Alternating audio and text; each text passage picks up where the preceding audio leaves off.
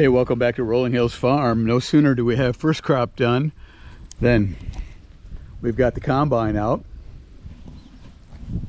and we're going to spend the afternoon combining rye. We planted the rye last fall, and with the wet June it grew very tall very fast. So here's what it looks like. Looks like rye. They're hard. I can either make animal feed out of it, rye bread, or whiskey. You vote.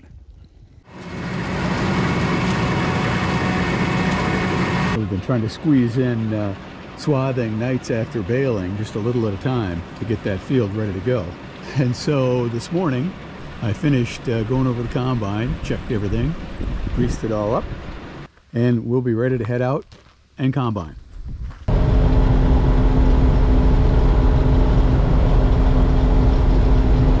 Well, so far so good. We're moving real slow. I see rye building up in the hopper, and I'm going to get out in just a second here and see how good threshing's doing. So I'm looking to see if there's any rye in any of these beards, and so far I don't find any. The sample looks pretty clean.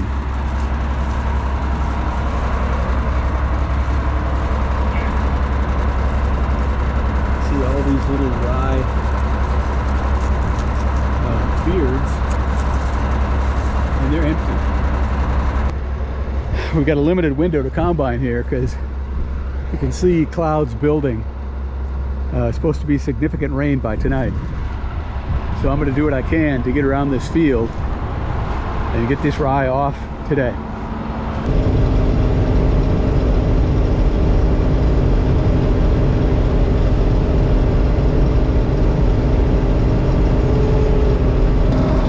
Initial run on this field is moving very slowly.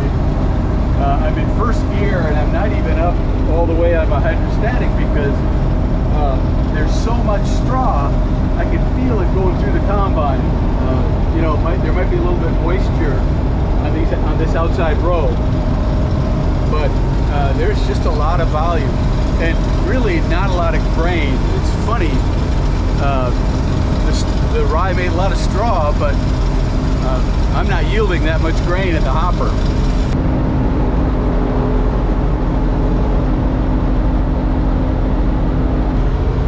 Well, now over on this section of the field that got better sun, I'm able to pick up my ground speed a little bit. And it must be just dry enough, the windrow underneath, that it's going right through the combine without a problem.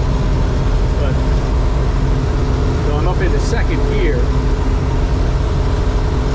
But I've got the hydro pulled back a little bit.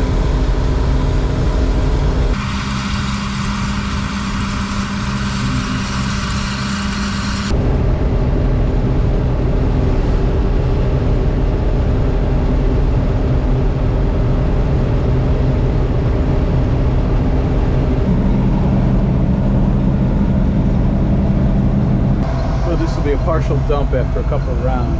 It's see what it looks like coming out.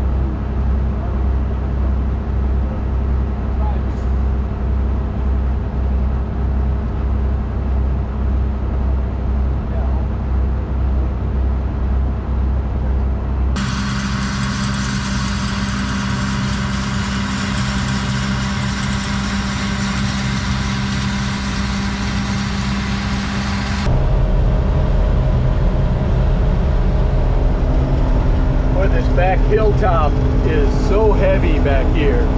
The ride was so tall that I'm having to travel in first gear with the speed control all the way back. I'm just crawling through the field. If I go any faster, I hear slugs going through the cylinder, and I'm afraid I'll plug the combine. That's how heavy this straw is back here. You can see it just rolling over the header.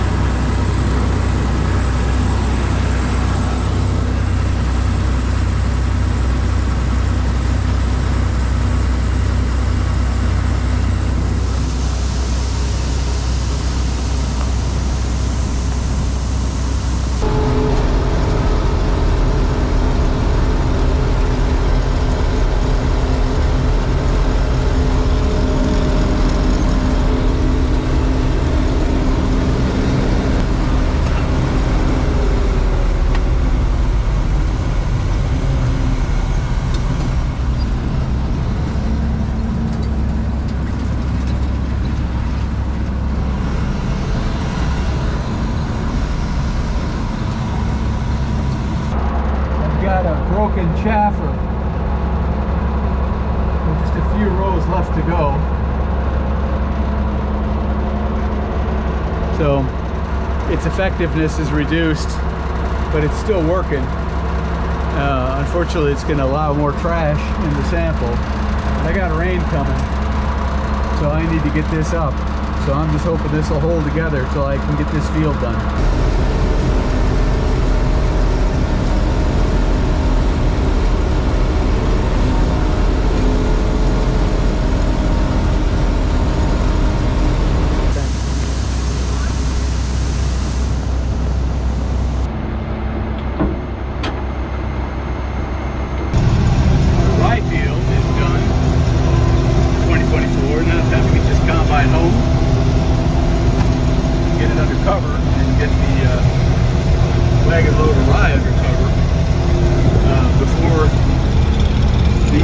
Turn into anything and to get the rye rained up.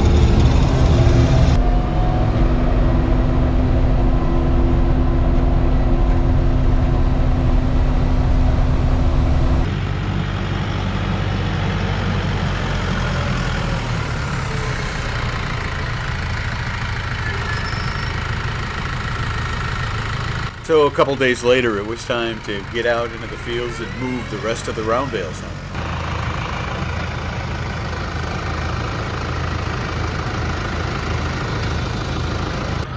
Well, we're out here moving bales, and you can see we have so many that Dawn's loading me up on the old trailer that we haven't used for years. Then her trailer is over there, and she'll load that up afterwards so we can haul more bales with fewer trips.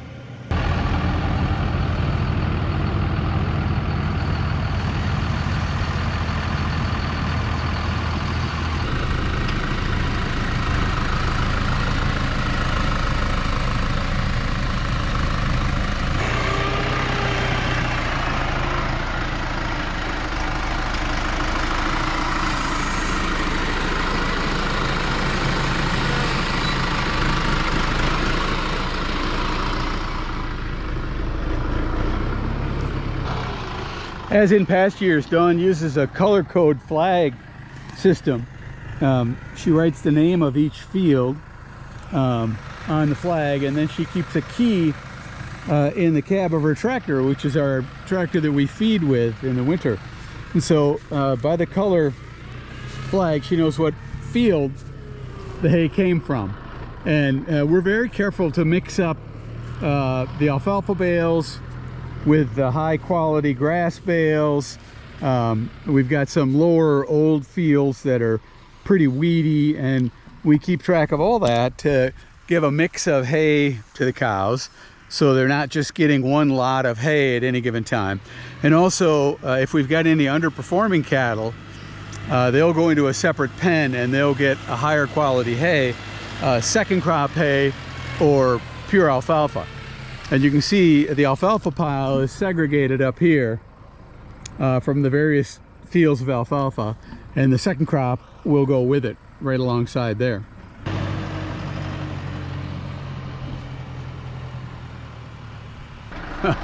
There's a lot of bales here, certainly more than we'll use this winter.